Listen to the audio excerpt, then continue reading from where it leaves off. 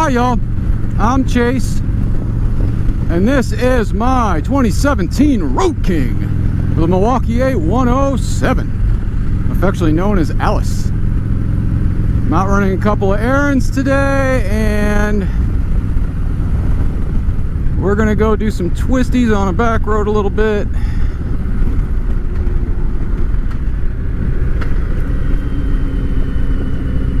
But I think we're going to talk about, well, I had somebody ask me about the price I paid for my bike, and I don't know, I think they were trying to figure out what seemed like a fair price for them to pay for one. Granted, mine was used.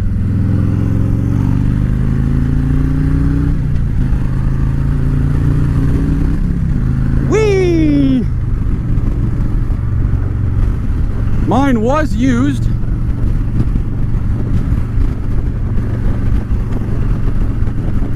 but these touring bikes, they seem to hold their value pretty good.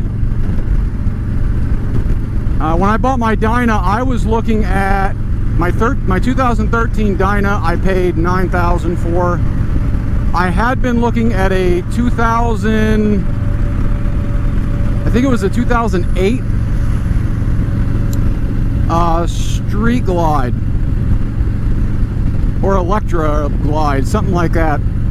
They still wanted $11,000 for it, but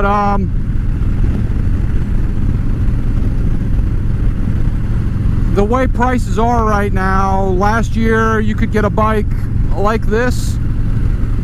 September 30th, the last day of September, when I got Alice here, Street Glides and Road Kings were going for, I don't know, 18 to 20 grand, and that was used. Milwaukee-Eights though, they were Milwaukee-Eights, that's what I was looking at. The Road Glide, because that is a slightly more desirable bike right now. I guess the fairing is I don't know, different. Rides nice, like my Road King, it doesn't have the extra weight on the front end, like on the forks themselves. Those were going for about $1,000 more. But now, the exact same place, Adventure Harley-Davidson, that I bought Alice for here from, for, I think it was like $18,000 out the door. They have a 2017 Billet Silver Road King, the exact same bike as Alice here. It had 43,500 miles on it. I know, I stopped and looked at it because I said, man, that's my bike. Also a 2017. I think they wanted 23 grand for it. And that was with 43,000 miles. Alice only had like 7 on her. So that's how much bikes have went up in just, I mean, since September of last year. I looked my bike up, I think it was like 23 grand with all the accessories and stuff, so that was if I was to try to sell it myself, I think. But that's not the only reason that they're so expensive. That, you know, inflation is part of that, but Harleys have always been a little more expensive. And people, you know, they talk crap about Harley because, well, the aftermarket, but, well, not because of the aftermarket, but they talk crap about Harley, you know, being so simple and not having a lot of, you know, doodads and gadgets and everything else, and the latest and greatest LCD screen and stuff like that. But there's a flip side to that coin. Harleys are, what I would say, a little bit easier to work on. There's no, most of them, besides like the Pan American stuff, there's not a lot of, look out, bird. There's not a lot of excess plastic to pull off. In fact, there is almost no plastic on this bike. And I think that's why they tend to hold their value. Plus, there's that, you know, here in America, it's that America, built in America, you know, that kind of attitude. So, you know, they seem to, I don't know, have a pretty good following, let's say. I mean, even in other countries, they seem to. Plus, if you look, most Harleys, I mean, you can build a Harley without ever using a single Harley part. I mean, there are parts companies just all over the place.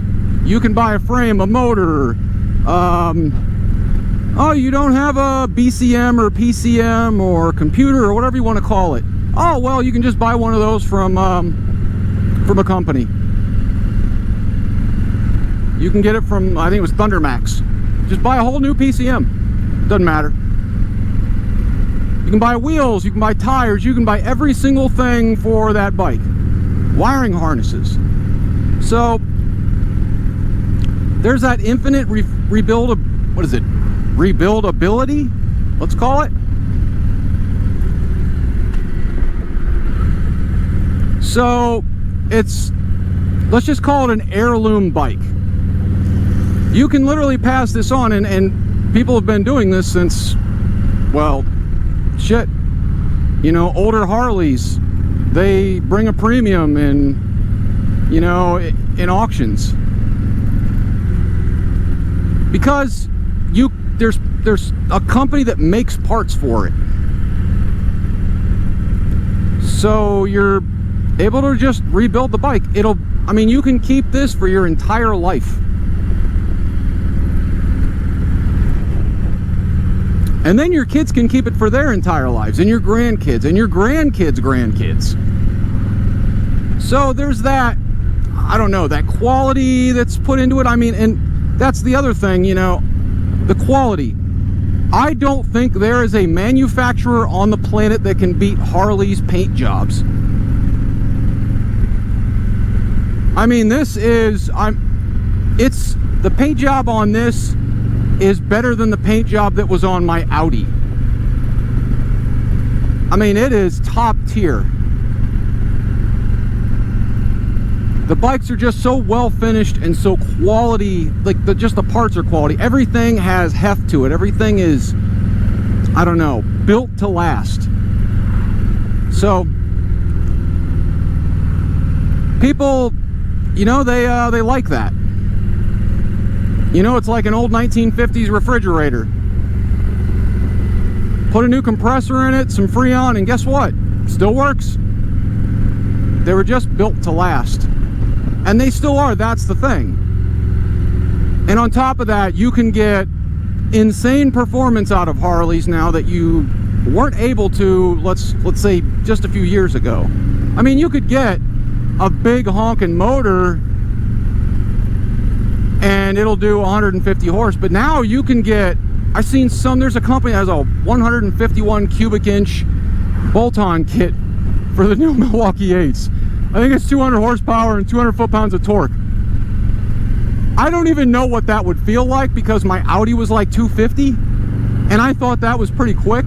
I mean, this is probably faster than my Audi was, but I can't imagine what 200 horsepower on, you know, two wheels would be like. Along with 200 foot-pounds of torque. I mean, that torque is going to come on real low. It's not going to be like, oh, you feel the torque at, you know, you start feeling it like 2 or 3 grand. No, you feel the torque at like 1,500, 1,000. You yank that throttle a little too hard, and the bike's going to come out from under you. So there's a lot of aspects to why a Harley costs so much, and you know, you can make it do just about anything. That's the nice thing about a Harley, especially something like a Sportster. I mean, I've seen people turn Sportsters into touring bikes.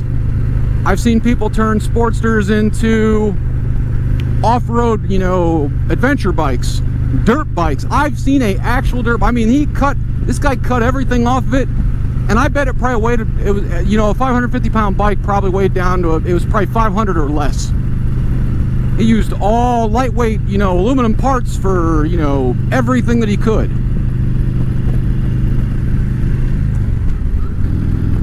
So That's the other thing. A Harley can be anything you want it to be, and it's so, you can personalize it so easily. And if you live in the US, usually the parts are a little bit cheaper than, say, the stuff that gets shipped from overseas. I'm not talking about that Chinese stuff. Some of that stuff is okay, and some of it not so much. So that is why Harleys cost so much. They have a lot of aspects to it.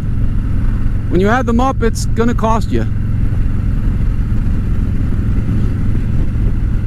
Plus, I mean, besides a convertible, I mean, I'm not sure you can have as much fun in a convertible as you can on a Harley.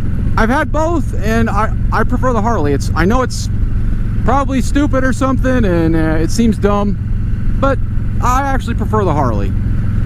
So, I guess that's going to be all.